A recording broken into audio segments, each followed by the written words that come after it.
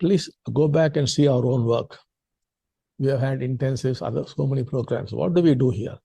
We essentially do rescripting. You bring to us a man, a total failure in life, useless, absolutely useless. We do rescripting, or we also call it reprogramming, and then his whole life changes. I have seen youth who have got 0 marks, 8 marks, 10 marks, like that. And today they are in very top positions. So because they got reprogrammed. Now, what is this reprogramming?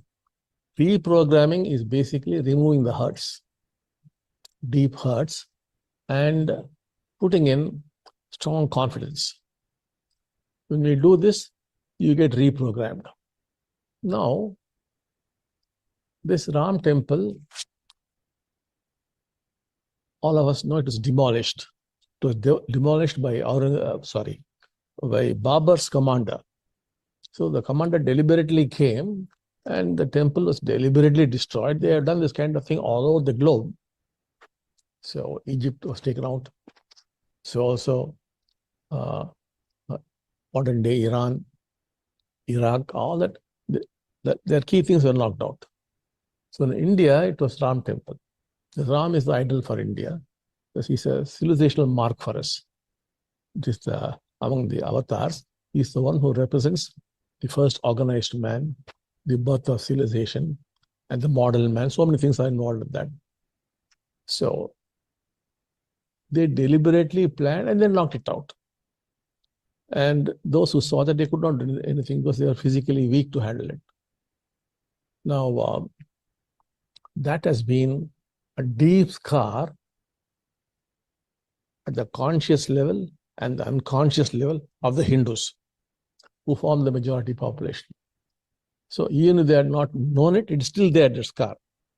Like the M&M marker I was talking about. So whatever happens is recorded. The Akashic records and it gets transferred. So that's a deep pain in the Hindu psyche, what happened to the Babri Masjid.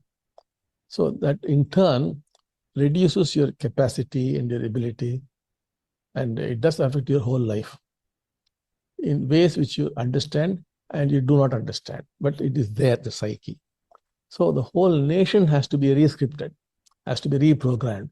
That is what has happened with the opening of the Rama Janmabhoomi temple. So all Hindus and even non-Hindus who happen to be Indians, that scar would go away. Now the scar going away and reprogrammed, that man is going to rise. So these Indians now being reprogrammed, they're all going to become more capable, more courageous, more bold, and all the potential in them would get released. So when that happens to millions of people, this country also would change. People make up the country.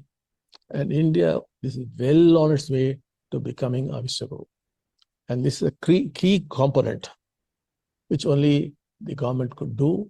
And of course, millions of people are involved in that. Many lost their lives. So fortunately, we have a government which could do that. It has been like de-traumatizing the Hindu consciousness. That has happened. And from now on, you see India taking off. India has begun to take off. Now you would see India flying. And of course, because of that, most other countries do not like that. Other civilizations do not like that. So they will be creating a lot of problems. They would like Hinduism to go down. They would like India to go down. These two are closely linked. So there are a lot of other forces which are against us. And in fact, in some universities, there's a bias against Hinduism, against India is there. I don't want to speak much about it. It's quite bad, it is. But with this Ram temple, they know that the Indian psyche is going to change. But however, we would become very, very strong. And of course, there will be global wars in which we will be involved. And many countries would be against us. So anyway, we'll talk about that later. Once we start spreading the state, we will be able to face that war also. So that's for the future. The future may not long distance from now, a long time from now, maybe a few years. So that's what it is. So the Rama Janmabhoomi temple, the greatest thing which has happened to India.